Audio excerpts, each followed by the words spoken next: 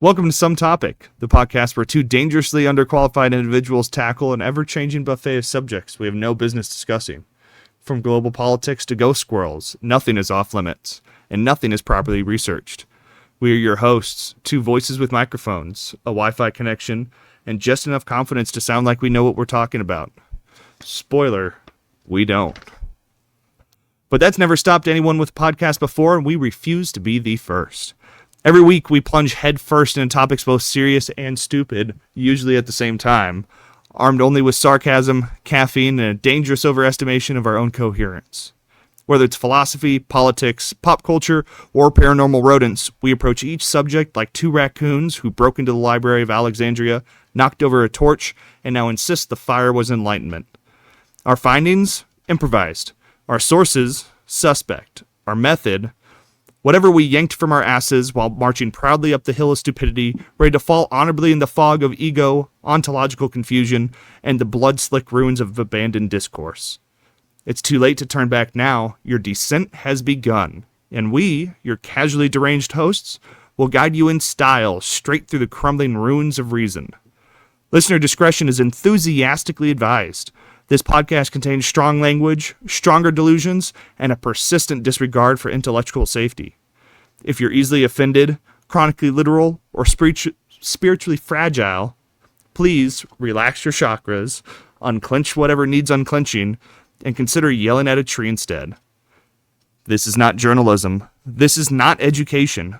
This is comedy. This is play. This is Some Topic. We interrupt this podcast to bring you either a Raccoon Intern broadcast, a liminal space service message, an HR policy memoranda, listener surveillance notices, trash theology sermons, or the ever-present system malfunction emergency alerts. Please stand by.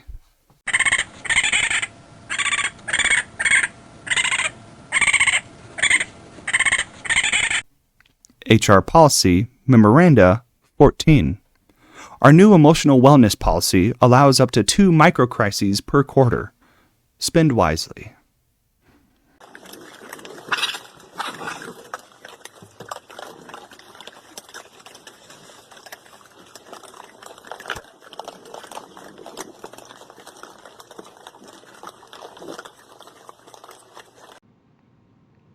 I need to give a brief update regarding the unpaid interns. For last fiscal quarter, their caffeine habits were entirely self-funded through dumpster-based nutrition and used coffee grounds rescued from the trash compactor behind the local prison. As you can imagine, results were inconsistent. Archival accuracy, unstable. Claw precision, questionable. Midday existential collapse, guaranteed. It was a difficult quarter. But that ends today. We've transitioned the entire intern program to Strong Coffee Company. Their black blend has 15 grams of protein, 5 grams of MCTs, and adaptogens like ashwagandha and L-theanine. So instead of spike and crash routines, it's a sustained focus. The results speak for themselves. If you're going to drink coffee anyway, it might as well pull its weight. You can get 20% off your entire order when you use code TOPIC at strongcoffeecompany.com. And for transparency's sake, like a raccoon peering through a mason jar instead of a magnifying glass while searching for mythic relics buried in a landfill, we'll tell you plainly. The show earns a commission when you use code TOPIC. So if you grab some, you're not just upgrading your coffee. You're funding structured nutrition for the interns. Nick, myself, and the Intern Nutritional Authority thank you for your service. We interrupt this podcast to bring you either a Raccoon Intern broadcast, a liminal space service message, an HR policy memoranda, listener surveillance notices, trash theology sermons, or the ever-present system malfunction emergency alerts. Please stand by.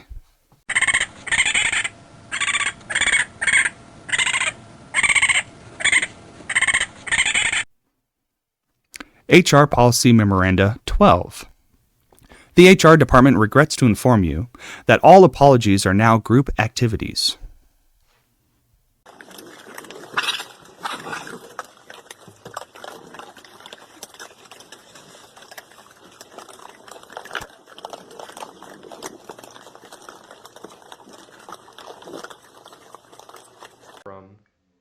The who chew? The Manchus? What about Ash?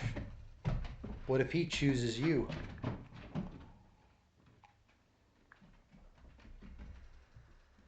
I mean, I guess it would depend on whether or not Ash Ketchum had the mandate of heaven from Arceus with which to rule the Middle Kingdom.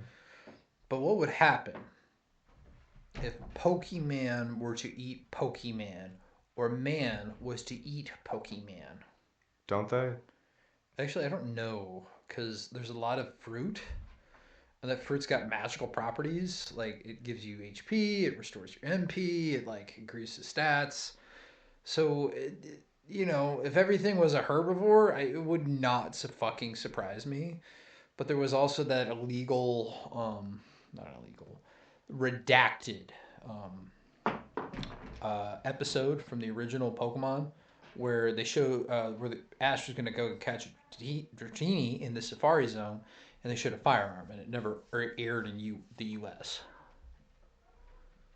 So they had guns. I know that. I know at one point James wanted to eat Magikarp. Well, it's just fucking sushi, and Magikarp are useless until they evolve. Yeah, but it's still like a Pokemon. Is it? Because it's just a giant goldfish. So would you eat Mr. Mime? That's what you're setting me up for, isn't it? What in the fuck would Miss... Oh, in what universe would you go and eat a Mr. Mime? What the fuck was that you just gave me? Well, I declare I would never eat a Mr. Mime. In all my days, sir, I have never once dined on the succulent kickball flesh shoulders of any mimes. Look, man. I would eat Mr. Mime. Fucking course you would, you cannibal. I wouldn't eat a clown though. You know why? Because you're clowning around. Because they taste funny. I think it's because you look funny. It's because they taste funny. What does funny taste like, Brett? From one cannibal to another, what does funny taste like? Grease paint and 3 years of Juilliard for kids' birthday parties. So, if you haven't figured it out by now, this is our part 2 to cannibalism. Because obviously we have more to say about men eating men and Pokemon eating Pokemon and Brett eating the Mr. Mime booty like the groceries. This is Some Topic. I'm Nick. Well, I'm Brett. Are you? Yes. Are you a man eater? No. Are you a woman eater? And that's all the answer you need on that subject, folks. Now, Brett, what is this part 2 about cannibalism that you are now educating me upon? Because I was under the influence that there wasn't much to talk about eating people. Like, there isn't much to talk about, but apparently it's a 2-episode worth.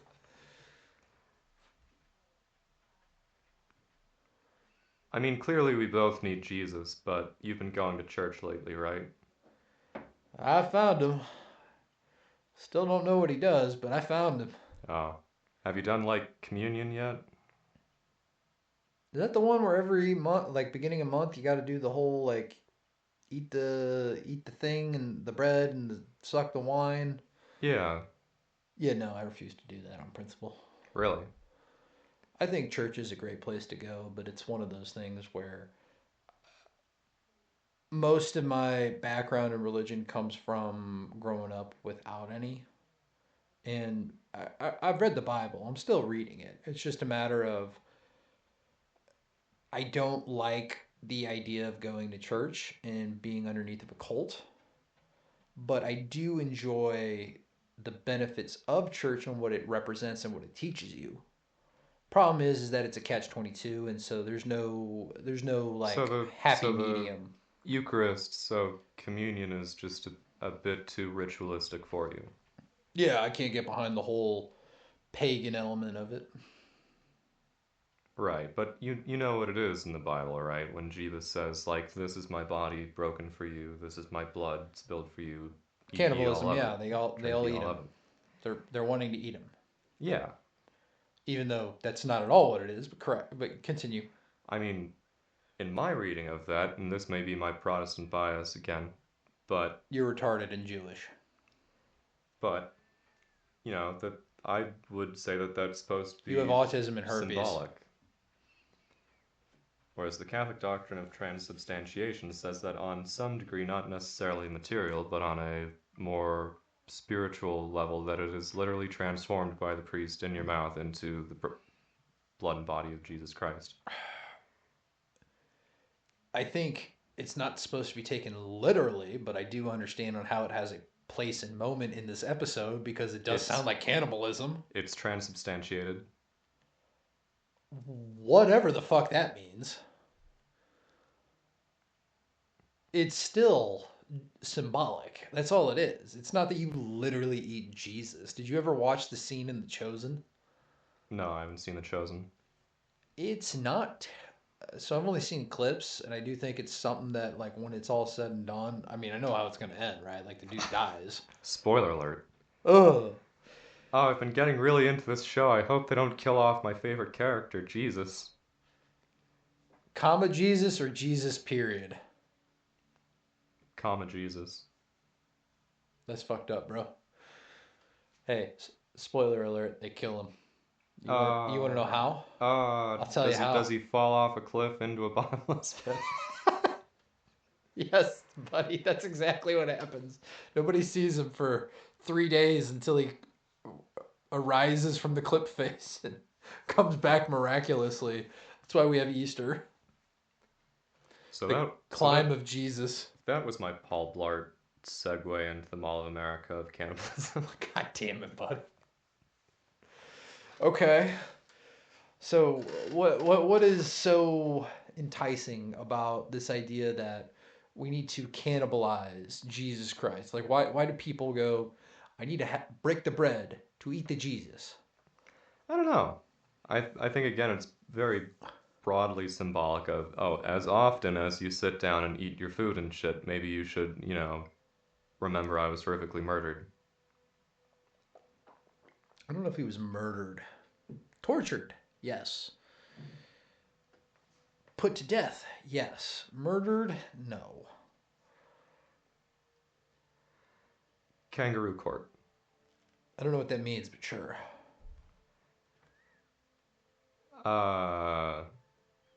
Anyway. You know another god of wine? A what? You know who another god of wine was? Dionysus? Yeah. Or if that's what some folks call him. Some folks call him Bacchus. That was Rome. Yeah. Dionysus was Greek. Yeah. It's one and the same. It's like a fucking penny for a penny. Well, or a copper penny or whatever the fuck. Every story changes slightly as it's retold. No, because we only tell the truth here on some topic. Well, when Euripides told the story... Yo, who? When Euripides told the story of the Bacchae, he described the story of, half mortal woman, half god, good for them. Wine guy, coming into town, and some people didn't like that, and so he made a bunch of people grabbed some other people and tore them to pieces and ate them. So I guess in context here, during these times, was meat scarce? No. The fucking, what are they called? The Maenads? No, it was purely ritualistic. Who fucking makes a ritual about, let me go rip this guy limb from limb and eat him like the groceries? Well, it was very visceral. It was fun. Okay. It was fun to go and rip this man apart. No, they were set upon deliberately by madness. Well, okay. They were cursed to go insane. Well, yes, inbreeding and eating your fellow man will do that. Uncooked meat will fucking make any goddamn American or other person go insane. It's raw fucking meat. If it ain't medium rare, why the hell are you eating it? Pentheus, the king's mother, was out there celebrating, and the Bacchae became frenzied and pursued a bunch of shepherds. The women fell upon them and ripped them apart to shreds with their bare hands, called sparagamos, or the act of rending. Okay. Tearing apart in the Dionysian context of the whole Dionysian mystery things. Yes, because I definitely know what that is. Do we get elaboration on this? On what? I don't know what the Dionysus mysteries are. It was a mystery cult. It was pretty fucking mysterious and pretty fucking culty. Well, obviously they did a real shit job if we're talking about them. Apparently a lot of it described either literally or figuratively tearing people apart and eating them. Good for them. Now, here's a question. What? Is it cannibalism if you eat a girl out on her period?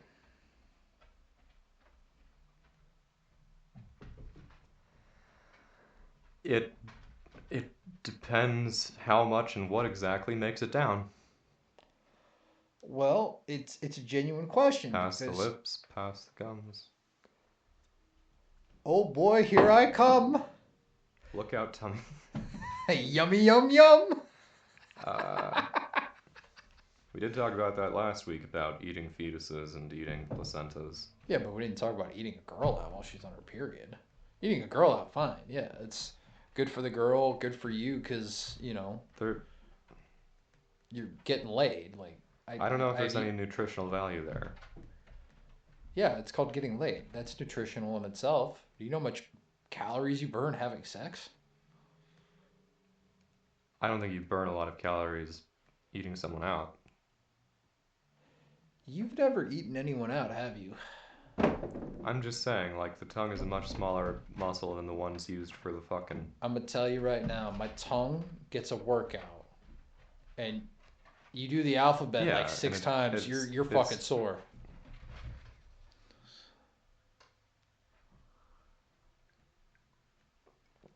Throw on a little extra lubrication and you're going 7 times. That's either lube or that's blood. And you're looking like the Joker at the end of the fucking moment. That's why you have the lights off.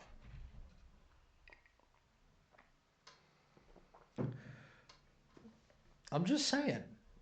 You're a fetus licker.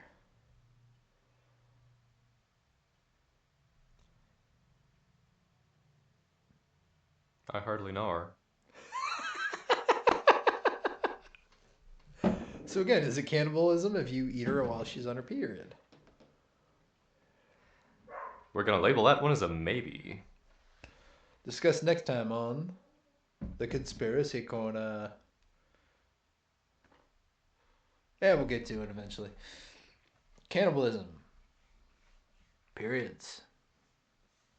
Our viewership decides. That should be a poll, I think. Maybe I'll make that happen. I don't know.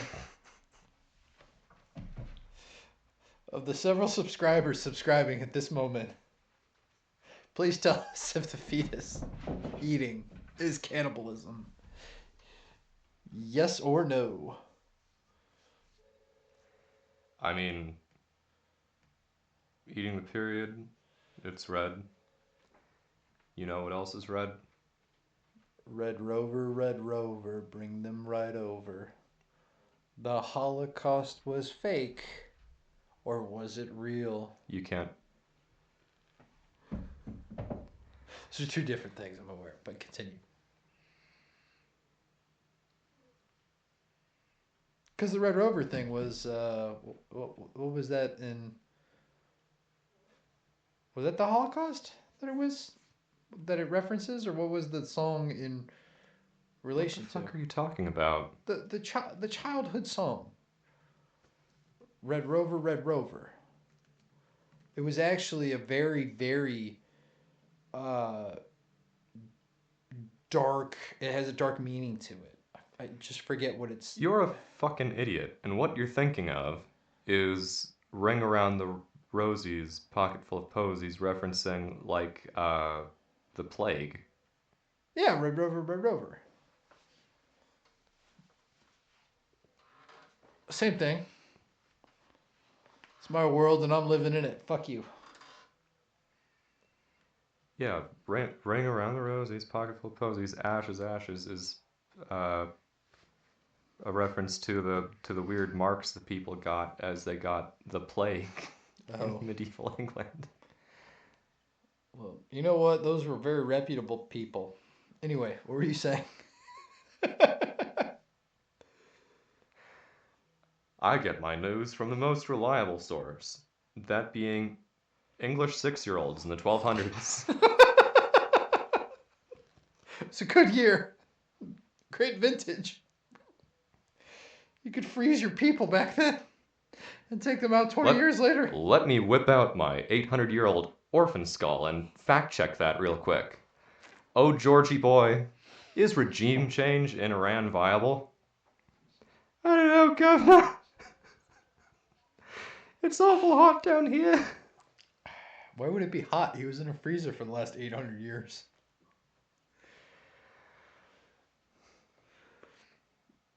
We're going to hell, ain't we? Like all the English. Oh, fuck those bastards! What they do for us? Okay, so what does the English have to do with cannibalism, my friend? They ate some mummies. What? Yeah. From Egypt? Yeah.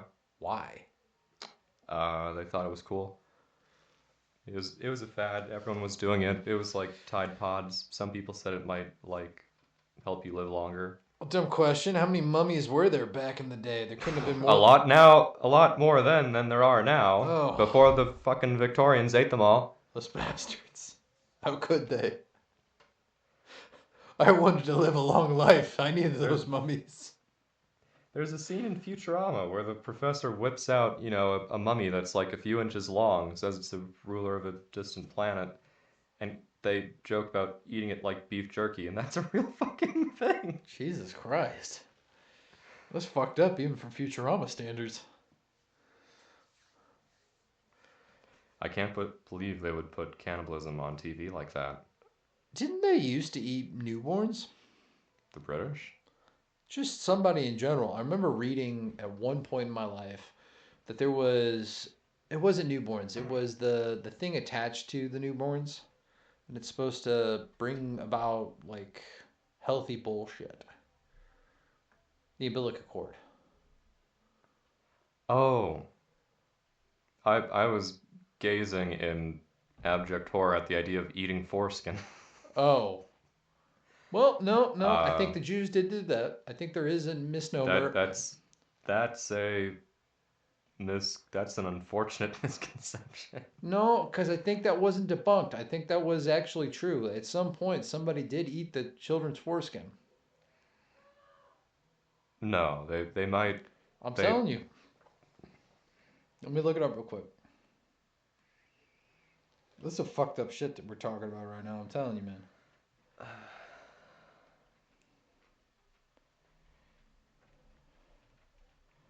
Remember when Homer Simpson ate himself? Dude, what? There was a treehouse of Torah. There was a treehouse of horror about auto cannibalism. Oh, here it is. This is a Reddit post 13 years ago, but it explains it very well. To the Jews, can you please explain the purpose of a metitza bapeh to me? It's a circumcision ritual involving the mohel putting his virus-laden mouth on the infant's freshly circumcised penis and sucking out a little blood. So they call it bris. This headline from ABC News in 2012 on March 9th. Baby dies of herpes in ritual circumcision by Orthodox Jews. In a practice that takes place during a ceremony known as the bris, a circumcision practitioner Or Mohil removes the foreskin from the baby's penis with his mouth, sucking the blood from the incision to cleanse the wound. District attorney says he's investigating the death of a 2-week-old baby.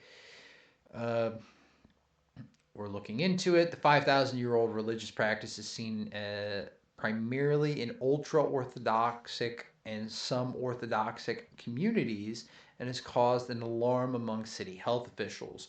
2003 and 4, 3 babies, including a set of twins, were infected with a type 1 herpes.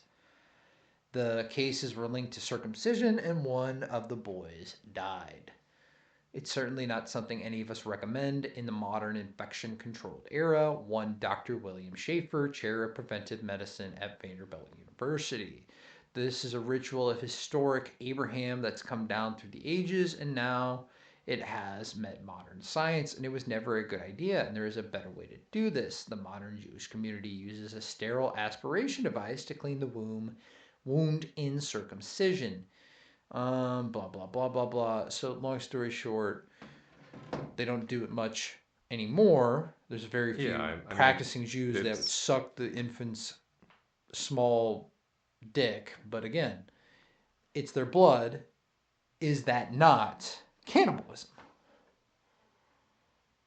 It is easy to see how someone could jump from that to something like blood libel, like, oh, the Jews just eat babies.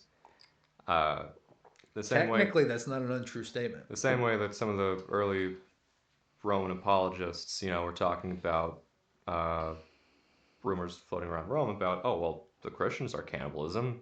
They're eating Jesus all the time. They'd say so, right? God damn it. There aren't too many records of those accusations that survive, but it's brought up in some of the early apologists. Okay.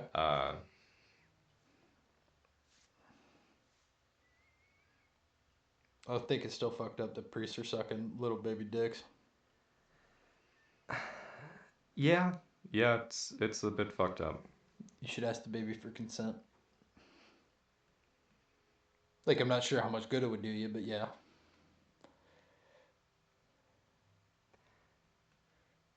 I'm sort of against circumcision in general, but yeah.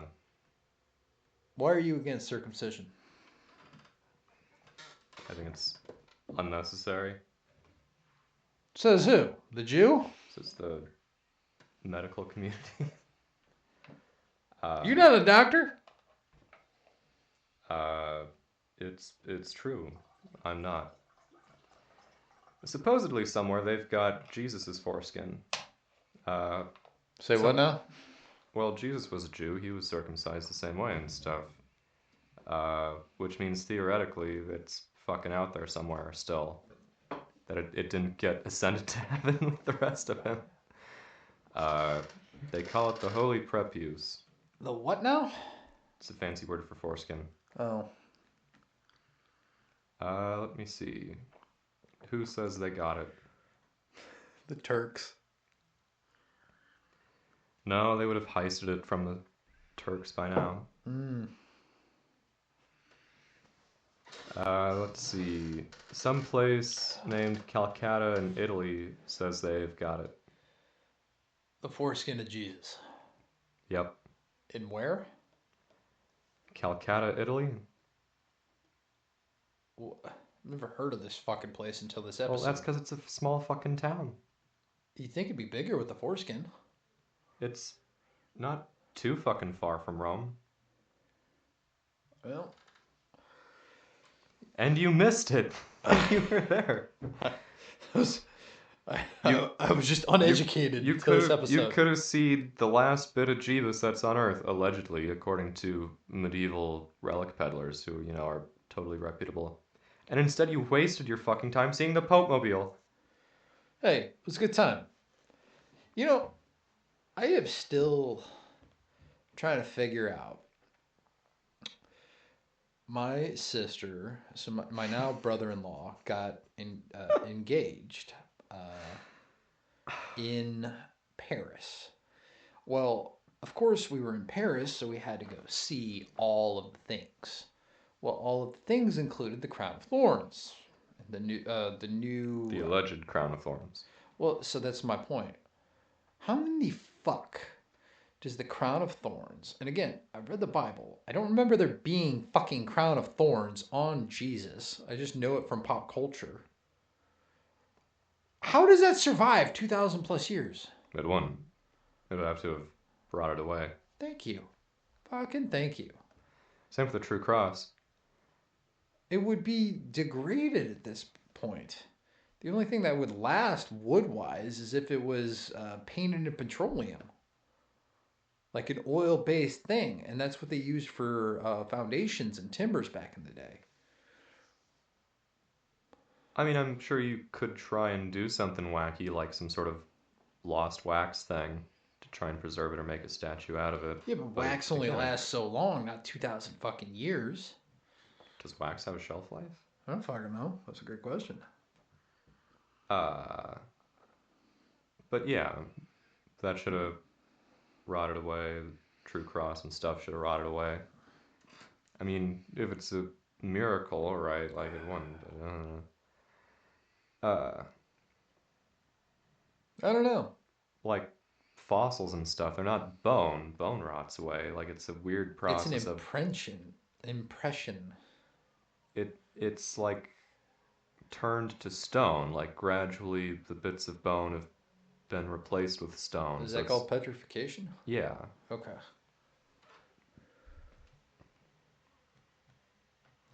We're getting off topic. Because this is some topic. We interrupt this podcast to bring you either a Raccoon Intern broadcast, a liminal space service message, an HR policy memoranda, listener surveillance notices, trash theology sermons, or the ever-present system malfunction emergency alerts. Please stand by.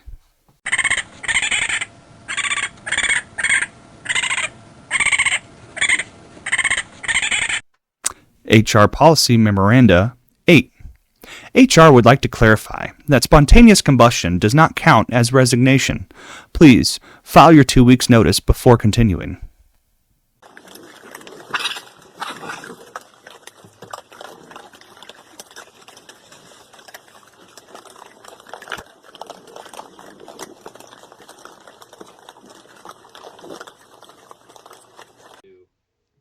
I need to address a structural issue within the Intern nutritional program. We refined caffeine protocols, we've implemented recovery measures, but one variable remained unstable: baseline nutrition. You can't build sustained performance on coffee and regret alone.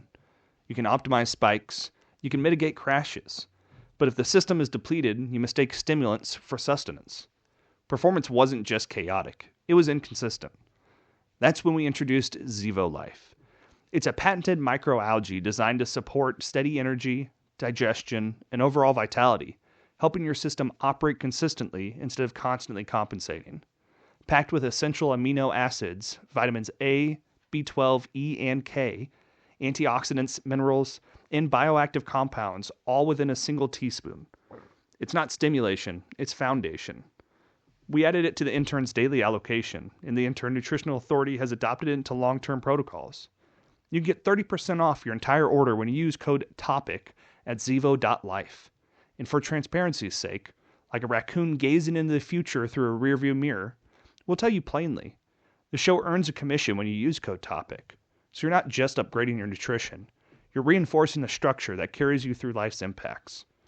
Nick, myself, and the Intern Nutritional Authority thank you for investing in the long game. We interrupt this podcast to bring you either a Raccoon Intern broadcast, a liminal space service message, an HR policy memoranda, listener surveillance notices, trash theology sermons, or the ever-present system malfunction emergency alerts. Please stand by.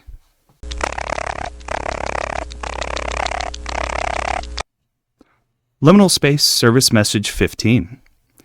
If you can hear the hum, congratulations, you're still perceiving.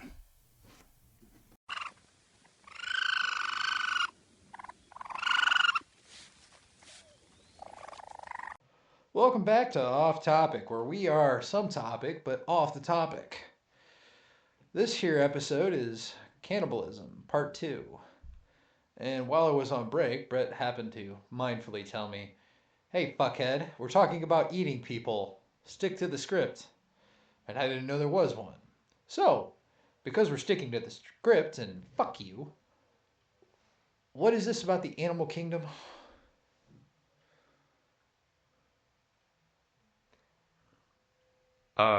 Did you know that aminals sometimes eat other aminals that is the same aminals? You mean they're a fucking carnivore? I didn't say that.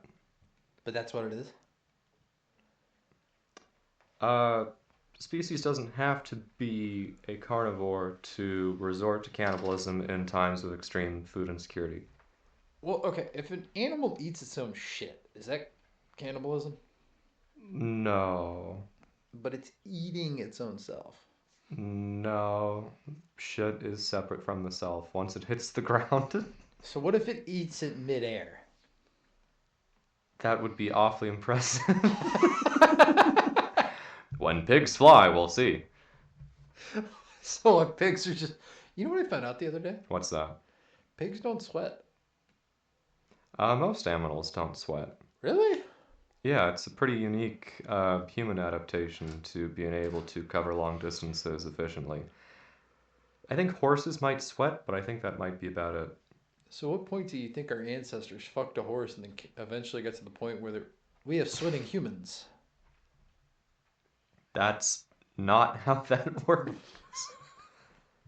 Find out on the next episode of some topic.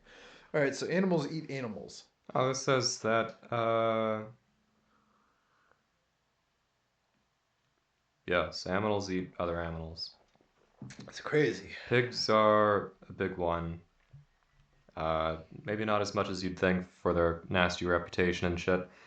But pigs will eat their stillborns, and if they trample on a piglet, they'll eat that. Really? Yeah. I know that if you want to get rid of a dead body, you end up tossing it in a pig farm. You just got to remove the teeth before you do that. Yeah, they do that in Red Dead and stuff. Oh, do they? Don't they? I don't fucking know. I never played Red Dead. I played it for Oh. like maybe 30 seconds. My problem is I didn't play Red Dead Redemption 2 as like a super deep, Oscar bait story in video game format. I played it as Choo Choo Alligator Hunter Train Simulator. I get to ride the train into New Orleans and roll up the alligator skins and sell them at market. This is great. What a life! That's it. That's all you liked? Yeah. Fucking hey, I guess. I'm a simple man. I'm a simple man that likes his goddamn alligators. Fucking A. Speaking of cowboys, do you remember the Lone Ranger? Who was that with? Johnny Depp? Yeah, it was with Johnny Depp and Armie Hammer. Was Johnny Depp the Indian guy? Yep. And the Lone Ranger was played by Armie Hammer. Who the fuck is Armie Hammer? Well, besides being an actor in stuff like Lone Ranger, Man from U.N.C.L.E., Call Me By Your Name, he's also a bit of a freak. Super freak! Super freak! How freaky is he? He sent some creepy messages to a now ex-girlfriend asking if once she had her ribs taken out for surgery, if he could eat them.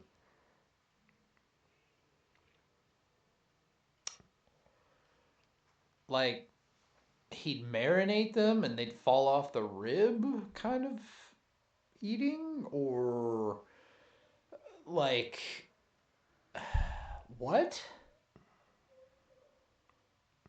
I don't know. There have been a lot of accusations There's been of a lot cannibals, of controversy cannibalism. behind these ribs. Yeah, that he's a bit.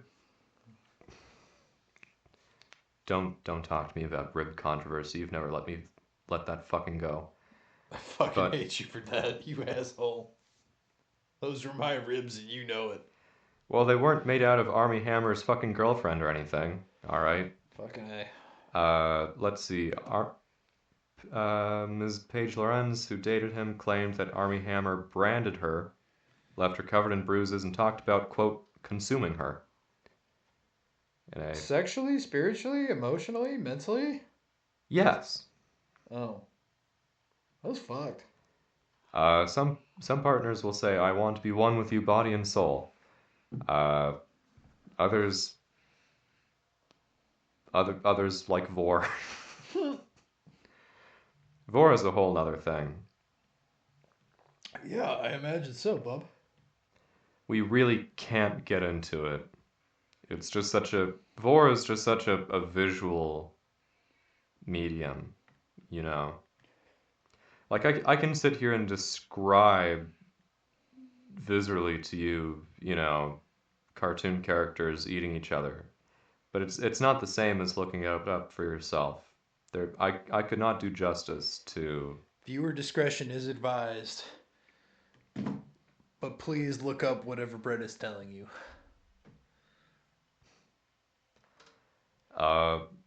Vor. How do you spell it? VORE, like carnivore, like eating. Carne meaning meat.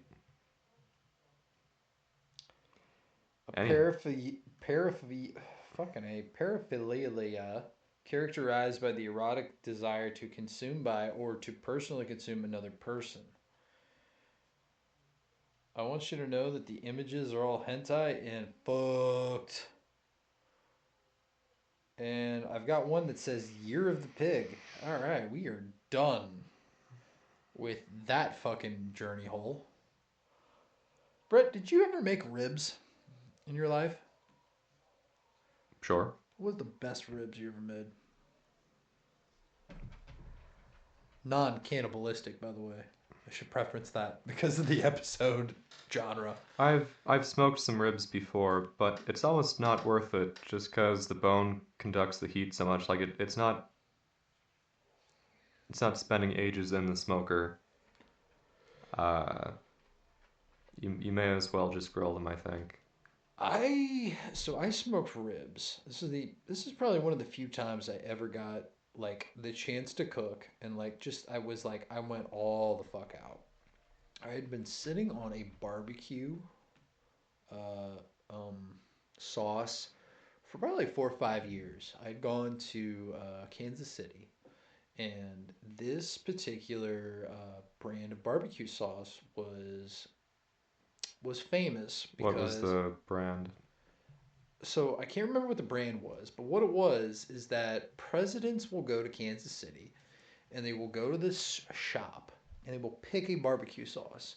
And then that barbecue store will literally go out of its fucking way and make an entire series of bottles. The president's choice, blah blah blah. And I had gotten the president's choice. I think it was either President Bush or Obama. And I had sat on this fucking barbecue sauce for a fucking minute. Let's run that vote past you. All right, you're going to sit down and grill up some of Army Hammer's girlfriend ribs, and naturally, Obama and Bush Jr. are there with you. Okay. Obama says, "Hey, I want you to use this one barbecue sauce," and Bush Jr. says that he wants you to use another, and you can only choose one that everyone has to eat. Like, whose choice in So barbecue here's my sauce are you problem. going with? When we bought it, I was drunk. When I used it, I was drunk. I don't remember which barbecue sauce it was. What I do remember is that I was at a bachelor party and I used this sauce. I had an entire bottle and I used the president's choice on these rack of ribs. And I had taken my mother's nice deep frying pan dish that she always used for lasagna. She made it like every 3 months. And I had just been soaking these rack of ribs that had cost me like $150 for God knows I think it was apple juice, cinnamon, and a wee bit of bourbon. And it was the bourbon that was the apple cider from Uranus. And it was like, okay, this is some premium fucking. You might have to explain that one as well. What, Uranus? Yeah. Okay, so if you're traveling. Because again, you've just told everyone that you sat down to this delicious meal of apple cider that came from my asshole. Okay, so Uranus is a gimmicky thing where you're traveling from St. Louis to Kansas City. You have a couple different ways of going about it, but there is a highway which I can't remember what the number is. Yeah, You isn't this... you take the route, and on the side is this fucking gimmicky ass park where there's museums, wax bullshit, and a whole fucking storefront where it is. It's called Uranus. And all it is they lean into this whole asshole gimmicky bullshit. Not unlike the cannibals on eating the booty like Google. Spelled like the planet. Spelled like another famous cannibal. God of the Sky. The who what now? I'm thinking of Saturn. Fuck off. Okay. Saturn devouring his sun. It's not Uranus devouring his That's sun. fucking Kronos. Did Uranus eat anybody? I don't know who eats ass. Did Uranus Not you. Anyway, try and eat Zeus? I go and grab this basically this bottle of, I think it was bourbon, and it was apple pie flavored. And there was also moonshine too, and that's fucking glorious. And so I just take all of those components, put it on this rack of ribs, and this is bachelor party. I start at like maybe 6 o'clock in the morning, and we don't like I fucking put this oven at 400 degrees, and it takes all fucking day. Yeah. So I start at 6 o'clock. 12 hours later, it's 6 p.m. We're finally fucking eating. We've been shooting. We've been drinking. I'm drunk as a skunk, and I finally pull this out. I put the fucking nice presidential fucking barbecue sauce on it. And I have to tell you, man, this is the best rack of ribs I have ever made. It also just happens to be the only rack of ribs I've ever made. But so I presented to the groom-to-be, and I presented to one of the other groomsmen. And that said groomsman was like, dude, this rib is like one of the fucking best ribs I've ever had. And I took that to heart. I just can't top that. Like, it was years in the making, and it just happened to be the right moment. Now, we were also drunk as a skunk, so that might have made it a lot better than it actually was. But I tell you what, Brett. If those were human ribs, if those were fucking ribs from the girlfriend or the boyfriend or whoever the fuck you were talking about, that I still don't know who the fuck it is, I bet you I would have made some dankalicious fucking ribs out of their goddamn... ribs, essentially. And that fucking groom-to-be, who I still wasn't invited to the wedding because he got married 6 weeks later without my notice, because fuck him, would have enjoyed the shit out of that cannibalism. It was ribs for the gods. And you know what the gods did, Brett? They ate their children. Actually, it was the Titans. But you know what? Tell us the story of the Titans eating the gods. One day, the Titans ate the gods. Did they know?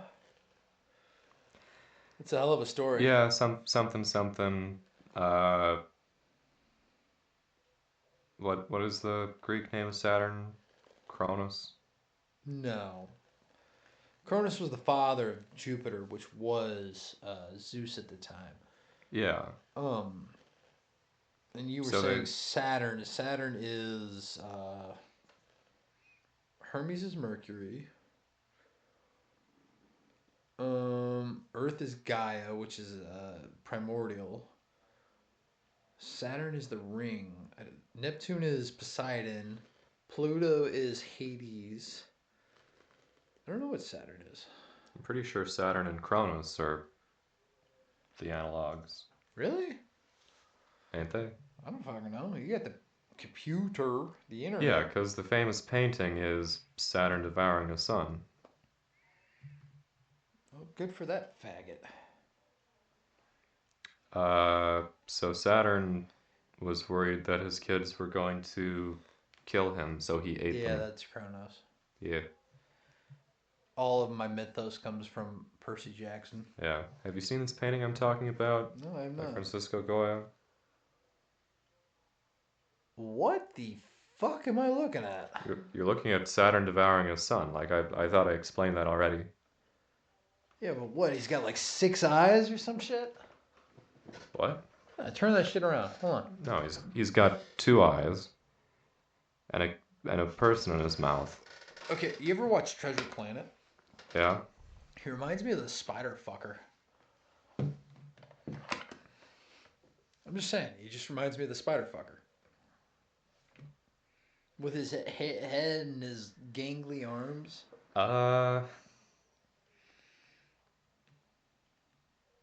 Weird, but okay. Yeah. Alright, what else you got? We did Army Hammer. I still don't know what the fuck that is, but okay. Some actor is into vor. Well, cannibalism, whatever. Cows. Feeding cows to other cows is bad. I know chickens On like account eating of- chicken when it's cooked. On account of disease, if cows get to eat 2 other cows and these things called prions, which are a weird sort of disease spread, then that's how they get mad cow disease, and those prions can transfer over to humans, and then it becomes mad human disease, which is bad. Most fish don't do cannibalism. Only a small handful do, and even then, sometimes it's just because they're confused. Some fish will like try and eat the eggs of other competitor species or of others that they're competing with and accidentally eat their own kids because they're trying to eat like rival males' kids, but it's just the fish aren't very fucking bright. But most fish don't do cannibalism. Tadpoles and shit, like frogs and toads and all that, they do that a bit more.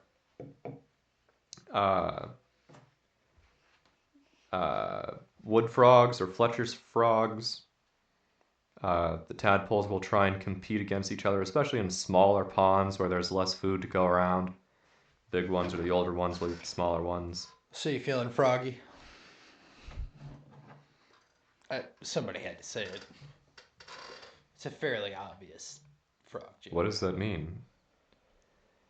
You said froggy earlier, and I like to think I'm kind of termly online, and I don't know what the fuck you're talking about. I don't know what I'm talking about either. It's just one of those, fuck it. I feel froggy. Do you feel like a spadefoot toad? What does a spadefoot toad have to do with cannibalism? Well, they don't eat their sibling tadpoles. They eat their brother tadpoles. They eat Those sexist cannibals. They eat spadefoot toad tadpoles from rival families. Let me ask you this. What is the best part of a human, do you think? The heart, obviously. Why is it obvious?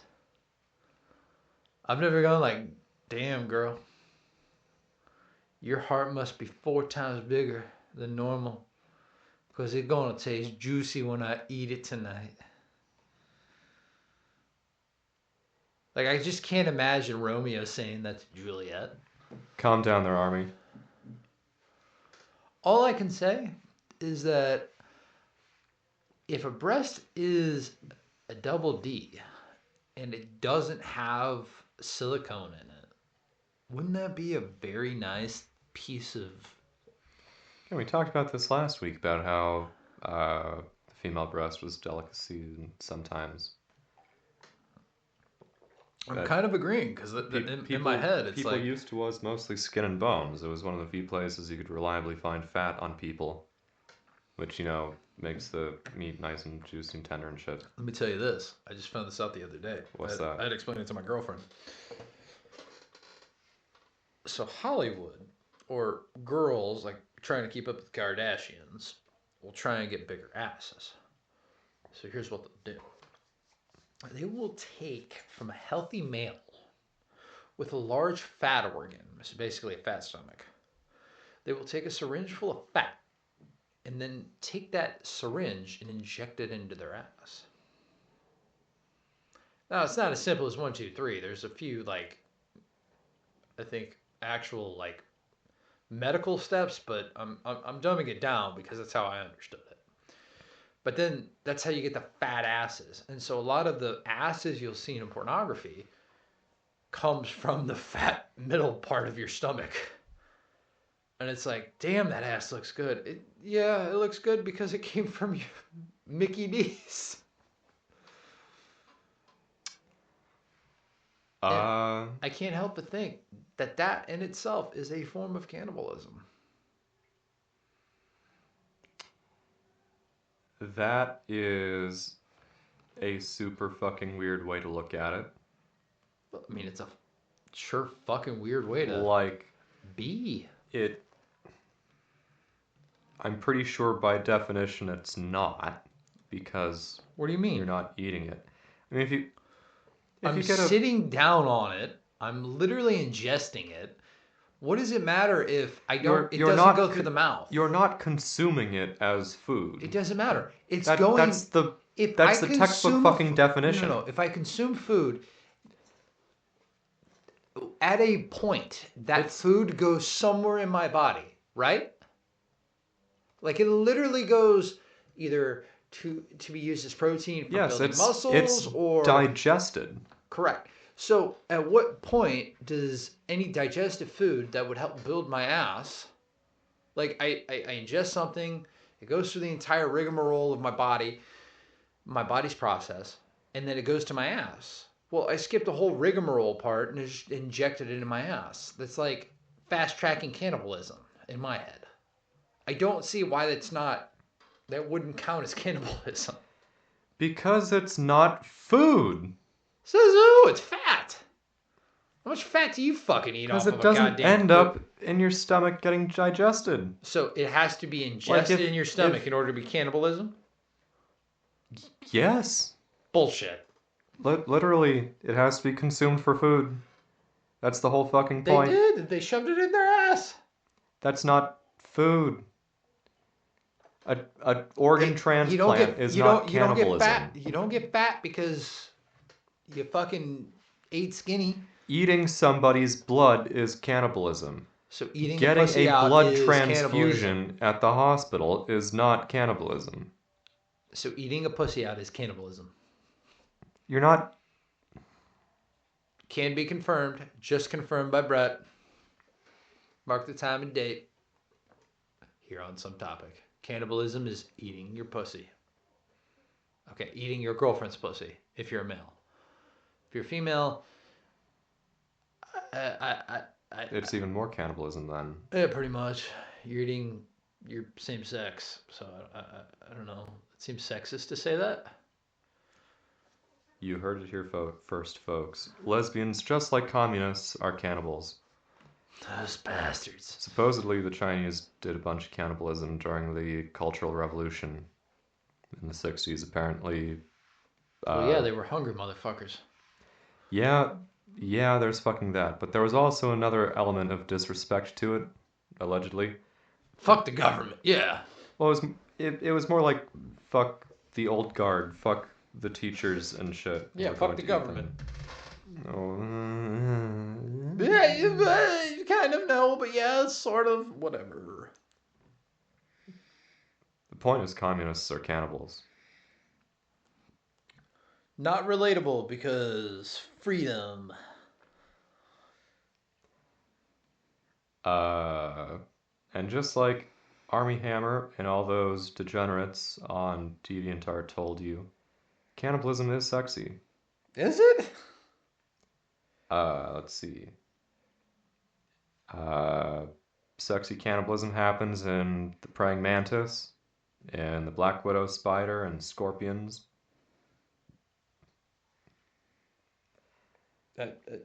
Again, it does not sound sexy. It is if you're a scorpion. Sounds real fucked up is what it sounds like. There's a evolutionary edge to it, right? Oh. You know how, like, if you try and talk to a girl and she just shuts you down, right? No. All women have always told me hello. Ah. Bit of a ladies' man.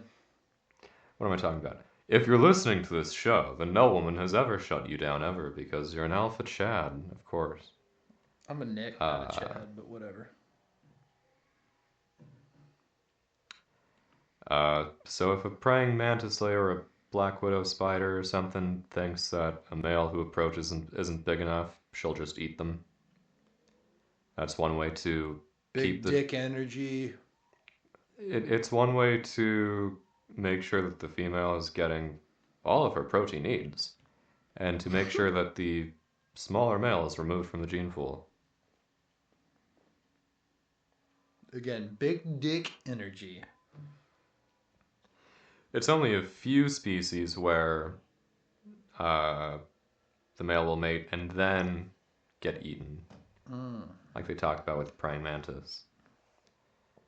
And again, there's sort of a survival evolution edge there of, well, now that I've reproduced, I've got to provide for my wife and kids. What's the fastest, easiest way to do that? Eat my wife? Get eaten by your wife. Oh. Well, good for that guy. Supporting the matriarchy. So, Bert, any closing remarks on part 2 of eating your fellow man? The best way to serve man is be an organ donor. You heard it here, folks. If you're gonna support cannibalism and whatever fucking modern age year you're at, 2025, 2026, or 2027, be an organ donor. So that way you can support and end world fucking hunger. So that way you can finally get inside that hot chick when she needs a new liver. And you can be one with her. I gave you my heart. And I gave you my tongue. And you tasted Oh, delicious. that's so gross. Oh. I don't know why donating someone else your liver or something is not gross, but why donating your tongue to somebody else would be super fucking gross.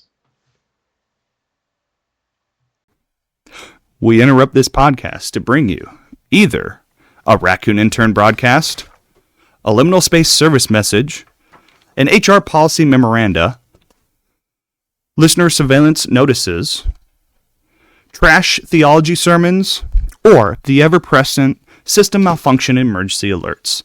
Please stand by.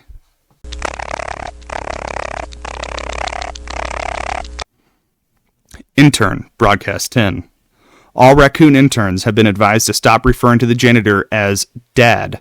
It's creating confusion in the power structure.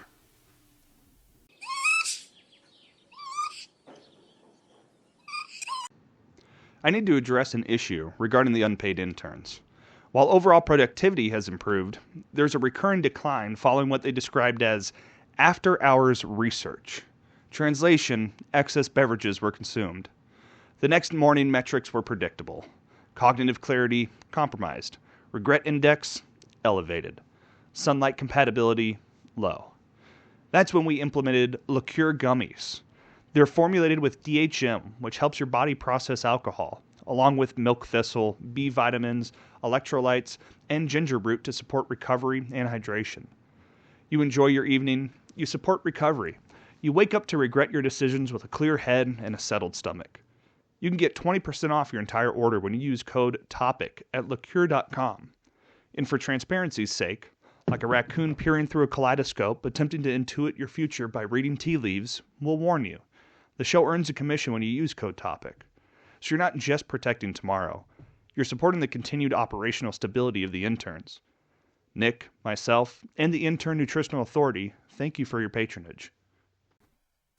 We interrupt this podcast to bring you either a Raccoon Intern broadcast, a liminal space service message, an HR policy memoranda, listener surveillance notices, trash theology sermons, or the ever-present system malfunction emergency alerts. Please stand by.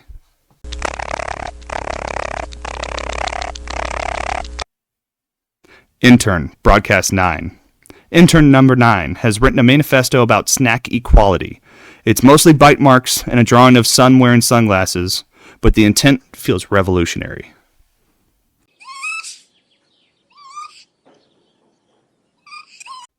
And that's all for this week on Some Topic, the show where logic is seasonal, facts are optional, and the raccoons are 2 paychecks behind. If you're a liberal, please keep your critiques to yourself. Our unpaid interns have adopted a shoot first, shred later policy, and we're in a stand your ground state after all. HR has yet to get back to us with a solution, so stand by. To the rest of you, keep your coffee black, your sarcasm sharp, and your reality on airplane mode. Until next time, stay skeptical, stay caffeinated, and stay just interested enough to keep the surveillance squirrels guessing while we slip out the back.